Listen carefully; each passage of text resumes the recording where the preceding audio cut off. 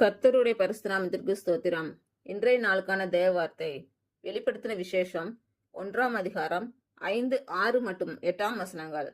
உண்மையுள்ள சாட்சியும் மரித்தோரிலிருந்து முதற் பிறந்தவரும் பூமியின் ராஜாக்களுக்கு அதிபதியுமாகிய இயேசு கிறிஸ்துவினாலும் உங்களுக்கு கிருபையும் சமாதானமும் உண்டாவதாக.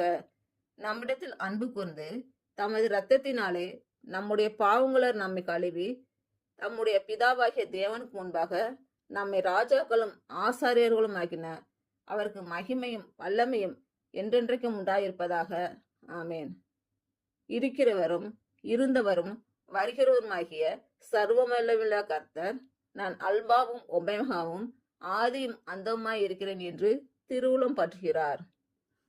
இன்று பிறந்த நாள் மற்றும் திருமண நாள் காணும் அனைவருக்கும் இயேசு கிறிஸ்துவின் நாமத்தினாலே வாழ்த்துக்கள்.